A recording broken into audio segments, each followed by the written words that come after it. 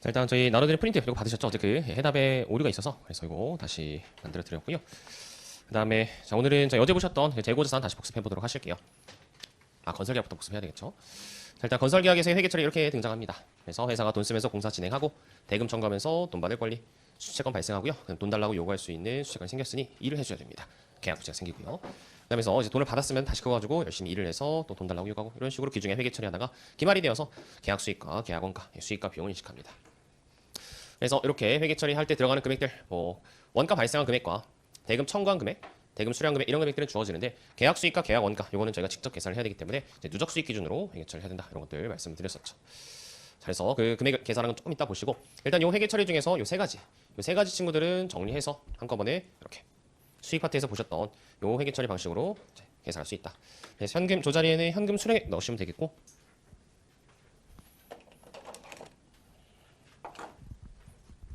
여기는 수령액 넣으시면 되겠고요.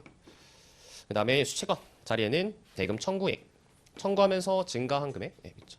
그래서 수령하면서 감소한 금액을 빼서 이렇게 수채권 자리에 넣으시면 되겠습니다. 그래서 결국 이 차변합계에 들어가는 금액은 수령액이 지워져서 청구액으로 정리가 된다 말씀을 드렸었고요. 그다음 계산한 계약 수익 금액을 여기에 넣으셔서 수익 금액을 넣으셔서 대변과 차변의 차이만큼 계약 자산, 계약 부채를 인식하면 되겠다 말씀드렸었죠. 그렇죠? 그래서 수익 파트에서 보셨던 그 회계 처리 방식과 똑같이 회계 처리할 수 있다 말씀드렸고, 그다음 계약 자산, 계약 부채는 이제 그 개정 전 기준서의 명칭으로 수치책 미청공사, 초과청공사 이렇게 명칭이 바뀌어서 출제가 될 수 있고, 그다음에 여기 들어가 있는 금액들은 이제 누적 금액으로 기재를 하셔야 된다. 왜냐면은 보통 이 회계 처리를 통해서 계산하고 싶은 게 계약 자산, 계약 부채, 잔액인데 그 잔액을 계산하기 위해서는 그 시점까지 발생한 모든 누적 금액들을 다 넣으셔야 됩니다. 누적 금액 기준으로 회계 처리한다. 그렇고요. 그다음 여기들은 이제 계약 수익과 계약 원가 계산하기 위해서 이런 산식을 쓰게 됩니다. 진행률 써서 누적 진행률을 계산해서 누적 수익, 누적 원가 계산하시고, 그래서 누적 이익을 계산하신 다음에 전기와 단계 차이만큼 이익 금액 또는 수익 금액, 원가 금액 이런 것들을 계산하는 작업을 하게 됩니다. 근데 여기 이제 여러 가지 변수들이 많이 등장하죠. 첫 번째는 예상 손실이 발생하는 경우입니다.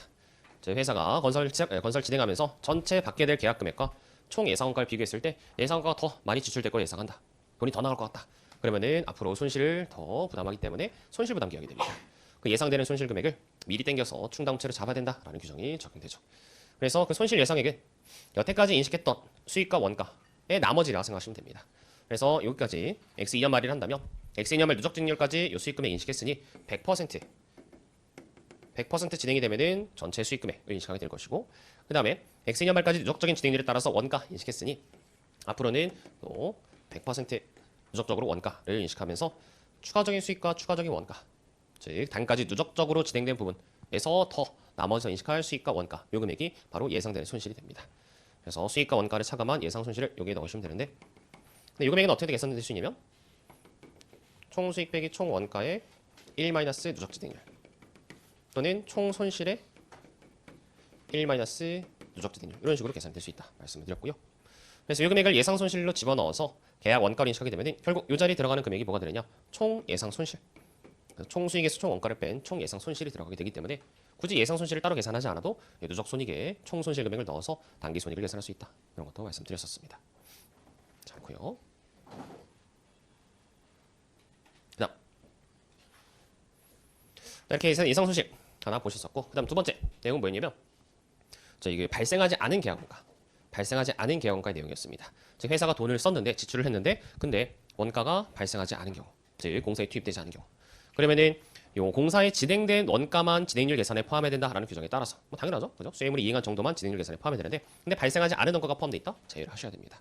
그래서 이게 x 2년 중에 발생하지 않은 원가가 있다, 그럼 요 진행률 계산에서 제외해서 발생한 원가의 비율로만 진행률 계산하셔야겠다.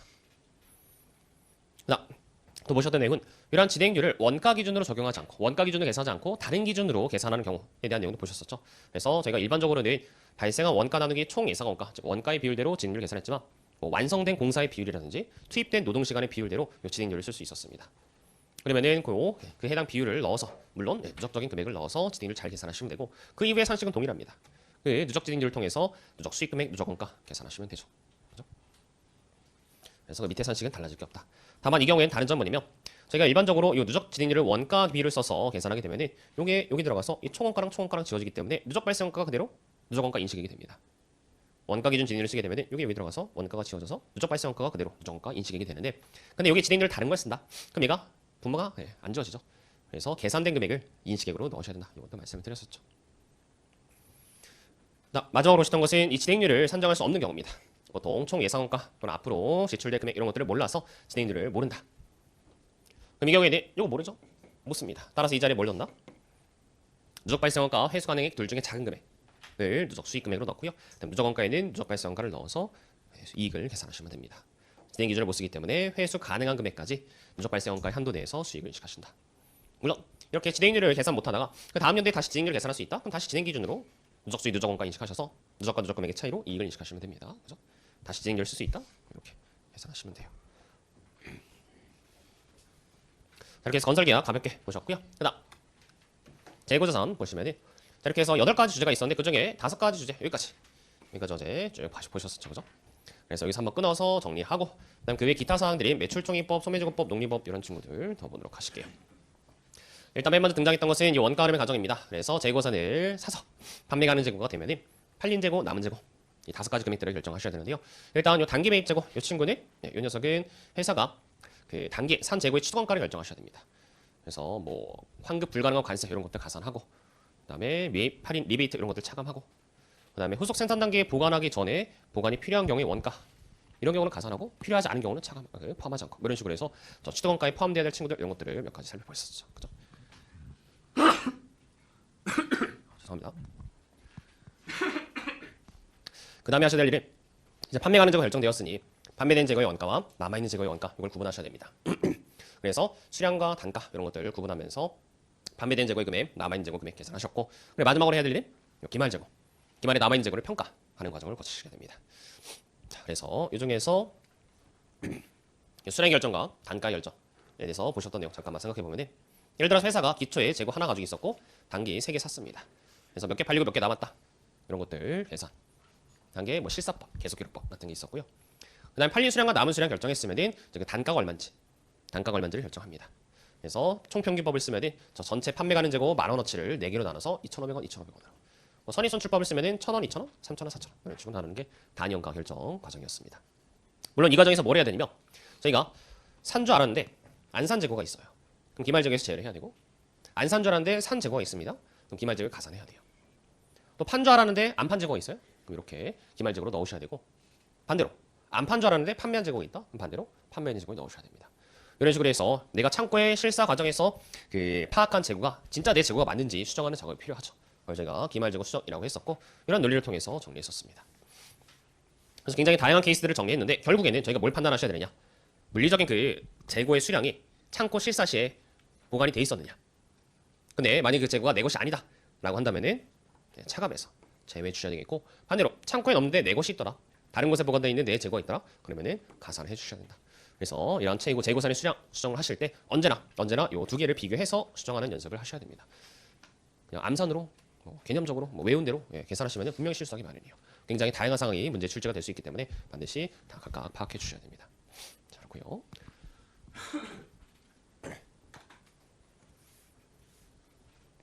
자, 이렇게 기말 재고 수정 하면서 이제 매출원가 계산 보셨습니다. 매출원가 계산. 그래서 저희가 할 일은 뭐냐면 자, 이렇게 기초 재고 단기 매입 재고, 그래서 판매 가능 재고가 몇 개 얼마인지, 그리고 팔린 재고, 남아있는 재고 얼마인지를 이제 분류를 했는데요. 근데 그 기말 재고 금액이 이제 실제로는 하나가 사라졌더라, 하나밖에 안 남았더라. 그리고 남아있는 재고의 가치가 떨어졌더라. 그래서 가치 감소분을 손실을 인식해야 된다. 그래서 기말 재고를 평가하는 과정을 거쳐서 이제 매출원가를 계산하셔야 됩니다. 그래서 이렇게 기말 재고를 평가하는 과정을 이렇게 산식으로 저희가 정리했었죠. 그죠? 그래서 장부상 수량과 실제 수량의 차이는 감모 손실로, 그리고 취득 단가와 순실현 가능 가치의 차이는 평가 충당금으로. 그래서 주의하실 게 만약에 기초의 평가 충당금이 있었다고 한다면 요 기말에 계산된 평가 충당금을 그대로 평가 손실을 인식하는 것이 아니라 기초 금액과의 차이를 조정하는 방식으로 평가 손실을 인식하셔야 됩니다. 왜냐하면 저희가 계산한 이 순실현 가능 가치의 감소분은 기말에 회사가 가지고 있는 재고산에 대해서 얼마만큼 가치가 감소했는지를 표시하는 것이기 때문에 그래서 자산의 차감적 평가 계정 잔액을 계산하는 것이기 때문에 금액을 맞춰주기 위해서는 변동분을 수행해 처리하셔야 된다. 그래서 이렇게 평가의 과정을 거쳤었고요. 그다음 여기서 이 순실현 가능 가치 이 녀석에 대해서 이제 몇 가지 좀 세부적인 내용을 보셨었죠. 일단 이 순실현 가능 가치라는 것은 판매 금액에서 재고의 최종적인 판매 금액에서 그 재고 자산을 완성하기까지 들어가는 예상 추가 원가, 추가 뭐 가공 원가라고 했었나요? 추가 완성한가? 네. 그리고 판매할 때 예상되는 비용, 뭐 택배비, 배달비, 카드 수수료, 예상되는 비용까지 차감한 게 바로 순실한 가능가치였습니다. 그리고 그런 순실한 가능가치는 기업 특유의 측정치, 회사가 그 자산을 어떻게 판매할 것인지의 그 의도에 따라서 달라지는 기업의 상대적인 특유의 측정치이기 때문에 그 자산의 판매 형태, 보유 목적에 따라서 다르게 측정이 돼요. 그래서 일반적인 재고자산은 그냥 외부 판매 가격으로 순실한 가능가치 계산하시면 되지만 원재료 같은 경우는 그 보유 목적이 제품 만드는 것이죠. 그죠? 그렇기 때문에 그 제품이 완성될 제품이 평가 손실 인식하느냐 안 하느냐에 따라서 적합 평가 여부가 달라집니다. 그래서 완성될 제품이 적합 평가 손실 인식 안 한다? 그럼 원재료도 굳이 적합 평가할 필요 없어요. 원재료의 완제품에 평가 손실 인식한다? 그 원재료도 현행 대체한가로 평가 손실 인식하셔야 되죠. 그다음 두 번째는 확정 계약, 확정 판매 계약이 존재하는 경우도 보셨습니다.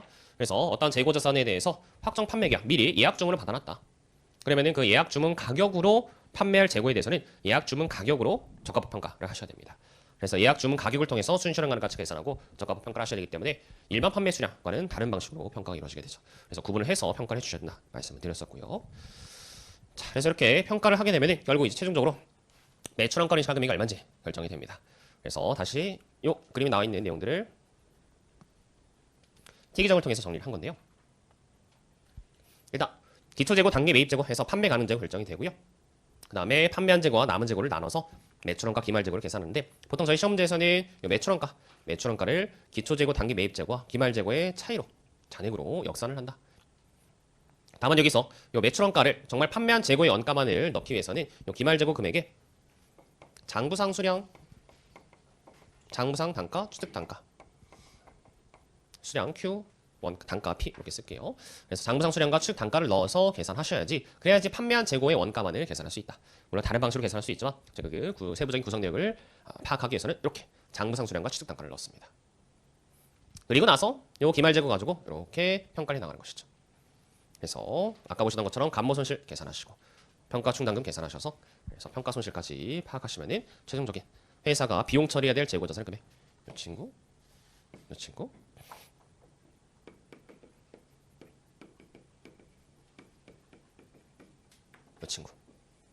이렇게 계산을 할 수가 있습니다. 다만 이 계산 과정에서 중요한 것은 주의하실 점은 저희가 이 기말 재고 자산을 평가하는 과정에서 등장하는 금액들을 3개 A, B, C라고 이름 붙였을 때 매출원가, 판매한 재고 원가를 계산할 때는 A, 평가 전의 금액을 넣어서 계산합니다. 근데 판매 회계 처리 다 하고 나서 이제 다음 연도에 기초 재고 이 금액을 넣을 때는 전년도 말에 이 평가 과정에서 등장했던 금액 중에서 뭘 넣으셔야 되느냐? C를 넣는 게 아니라 B를 넣어야 된다라고 말씀을 드렸죠. 왜냐면 이렇게 평가를 하게 되면은 재무상태표에 어떻게 표시가 되냐면 재고, 평가 충당금, 순장부금 이렇게 금액이 들어갈 텐데 재고 자산이라는 계정 안에는 B가 들어가요. 그죠? 여기 C가 들어가고요. 따라서 B가 재고 자산이라는 계정 안에 들어가고 B와 C의 차이, C와의 차이는 평가 충당금이라는 별도의 계정으로 관리가 되기 때문에 저 재고 자산의 금액을 계산할 때는 평가 충당금을 포함하지 않은 별도의 계정으로 관리를 하시기 위해서 B의 금액을 넣으셔야 됩니다. 자, 그렇습니다. 그래서 엄밀히 따지면은 요 재고 자산이라는 계정의 변동 안에는 요 감모 손실도 포함되긴 해야 돼요. 무슨 얘기냐? 실제로 재고산이 증감하는, 재고산이 변동하는 그 금액들을 다 나열해 보면은 기초, 매입, 매출원가 그리고 기말 재고가 남아 있는 것이 아니라 여기에 감모 손실도 이 재고산의 감소의 원인으로서 들어가야 됩니다. 그죠? 이 줄어든 걸 여기 써줘야 돼요. 근데 요 감모 손실 따로 쓰고 또 기말 재고산 따로 쓰는 게 직관적으로 와닿지 않기 때문에 일단 감모 손실을 반영하기 전에 A의 금액으로 매출원가 계산해 놓고 그리고 감모 손실을 별도로 빼어낸 다음에 B의 금액을 위에 넣는다라는 겁니다. 그럼 C는 어떻게 하냐? 평가 손실. 말씀드린 것처럼 평가 충당금으로 별도의 평가 충당으로 관리를 한다는 것이죠. 그래요. 자, 그래서 이런 내용도 보셨고요. 그래서 이러한 매출원가 계산에 관련된 내용을 다시 이렇게 한번 정리해 볼 수 있습니다. 그래서 이와 관련된 내용이 어디 있냐면 이거 말씀 안 드렸네. 여러분들 기초 솔루션 책 그 주제별 이론 요약 복습할 땐 이거 보고 있어야 되는데 이거 피라고 말씀 안 드렸네요. 전 당연히 보고 계실 줄 알고. 보고 계시죠? 네. 깜빡했습니다. 죄송합니다. 그래서 그 기초 솔루션 책 107페이지에 주제별 이론 요약에 이런 매출원가 계산 관련된 내용들 뭐 당연히 문제 프리트리 정리가 되어 있고요. 그다음 밑에 별에 보시면은 재고산 원가 그러면 정리. 그래서 기초 재고 더하기 단기 매입은 매출원가 더하기 기말 재고다. 근데 거기에 감모 손실을 별도로 빼면은 실제 수량이 들어가게 된다. 반대도 마찬가지죠. 실제량을 넣으면은 감모 손실이 별도로 들어가게 된다. 그럼 기초재고와 이제 그 기말재고의 순액, 평가충당금 차감한 순액을 넣게 되면은 또 그 산식의 평가 손실이 별도로 표시가 된다. 그래서 이 산식에 대해서 좀 말씀을 드릴 텐데요. 이겁니다. 앞에 보시면 제가 재고상을 T계정을 그릴 때 만약에 이렇게 평가하기 전에 기말재고를 통해서 평가하기 전에 장부상 수량 추정원가를 통해서 매출원가를 역사하면 여기에는 정말 판매한 재고의 원가만 들어갑니다. 근데 만약에 여기다가 실제 수량, 안 보이네. 죄송합니다. 실제 수량 보이시나요? 네, 실제 수량 추정원가, 실제 수량을 넣게 되면은 그러면은 이렇게 해서 역사한 매출원가에는 뭐가 포함되어 나오느냐? 감모손실이 포함되어 나와요. 감모손실. 그죠? A가 아니라 B로 계산하면은 그만큼 감모손실이 더 가산되어서 더 적은 금액으로 기말재고를 넣게 되면은 감모손실이 포함되어서 매출원가 계산되어 나옵니다. 그럼 여기서 더 추가해서 만약에 기초재고와 기말재고의 평가충당금을 반영한 순액으로 그래서 순실현 가능 가치로 기말재고를 넣는다. 이 평가충당금 변동에 따라서 발생하는 평가손실이 매출원가에 포함되어 나옵니다. 그죠?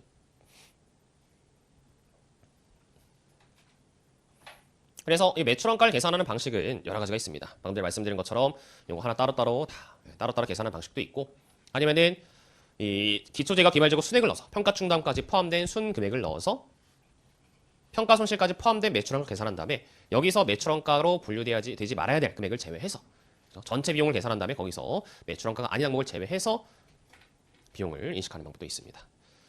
그래서 어디까지 이 기말재고를 표시하느냐에 따라서 비용 처리되는 매출원가에 어떤 금액이 포함되는지가 달라집니다. 이거를 정리를 해보시면 좋겠어요. 잘했고요. 그래서 회사 재고자산의 변동은 이렇게 정리할 수 있는데 여기에 변수가 하나 있었죠. 어제 굉장히 지엽적인 내용이긴 하지만 이 반품의 수건, 반환제품의 수건이 등장했었습니다. 이 반환제품의 수건이 등장하게 되면 얘네 일단 기말재고가 아니라 한다면 기말재고의 자산에 포함되지 않는다고 한다면 그럼 이 매출원가에 포함되느냐? 그것도 아닙니다. 매출원가에 포함되면 안 돼요. 별도의 반환제품의 수건은 매출원가에 포함되지 않습니다. 당연히 매출원가가 아니죠. 그래서 별도로 표시가 되고요. 만약에 반환제품의 수건이 기말재고다 라고 한다면은 여기 들어가서 그래도 매출원가에는 포함되지 않습니다. 즉, 이 반환제품의 수건이 기말재고건 아니건 매출원가에는 포함되지 않아요. 그래서 반환제품의 수건을 매출원가 계산할 때 제외를 해주시는 건 매한가지입니다. 포함하건 안 하건 똑같다. 자, 그렇습니다. 그래서 매출원가 계산하실 때 기말재고뿐만 아니라 반환제품 회수권도 제외해 주셔야 된다. 별도의 감소의 요소로 이렇게 따로 분리해 주시면 돼요. 얘가 여기에 포함되건 별도로 관리가 되건 매출원가 계산은 제외가 된다.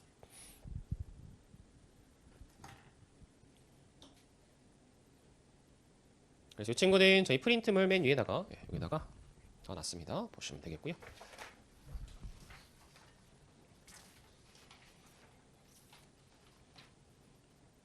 자, 그 다음에 하나 더 보실 내용은 이런 매출원가 계산 정리했습니다. 그래서 순액풀이법을 쓰건 아니면은 이제 총액풀이법을 쓰건 상황에 맞게 잘 쓰시면 되겠고요.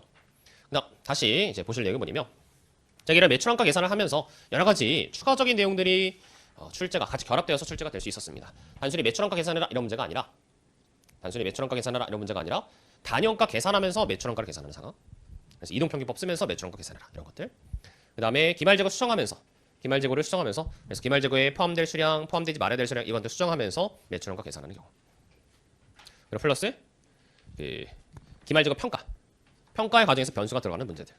그래서 기말재고에 원재료 같은 것들이 같이 있다든지 아니면 기말재고 종류가 여러 가지라든지 기말재고에 확정 판매 계약 수량이 딸려 있다든지 이런 식으로 해서 기말재고 평가 과정에서 변수가 들어있는 상황에서 매출원가를 계산하는 문제. 그래서 굉장히 다양한 변수들이 같이 포함되어서 매출원가 계산하는 문제가 나올 수가 있습니다. 그러니까 상황에 맞게 어떤 경우는 순액법을 쓰고 어떤 경우는 총액법을 쓰고 왔다 갔다 하면서 그걸 판단하는 게 쉽지 않을 수가 있어요. 처음엔 순액법 쓰려고 했는데 안 풀린다? 그럼 다시 총액법으로 돌아오고. 그렇기 때문에 그냥 전 처음부터 이 총액법을 써서 푸는 게 조금 나을 수도 있겠다라는 관점에서 요 총액법을 계속 말씀드리는 것이고요.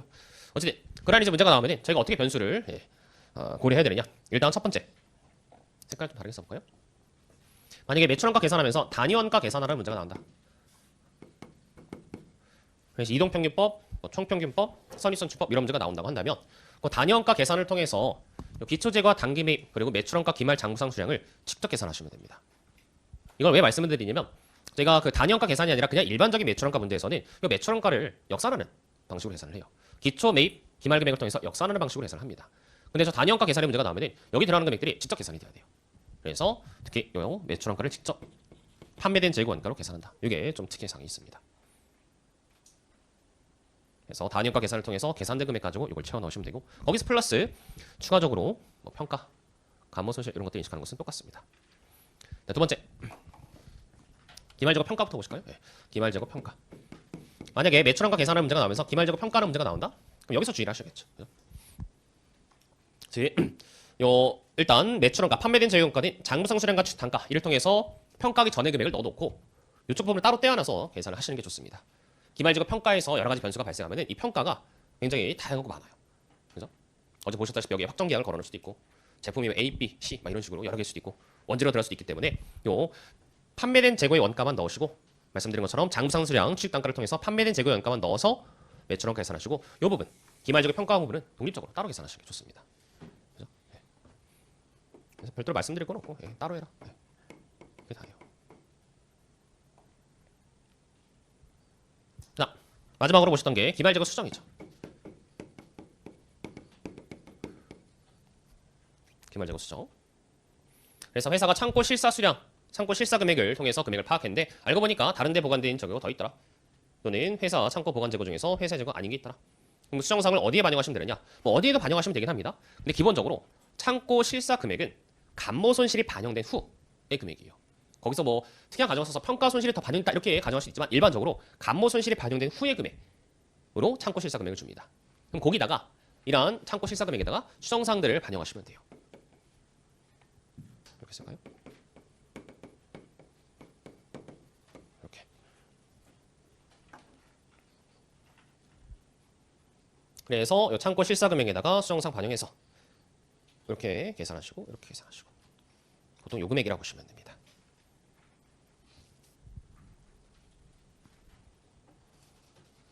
그래서 매출원가 계산의 과정에서 이런 여러 가지 변수가 등장하면 그 변수들을 각각 상에 맞게 잘 반영하시면 좋겠습니다.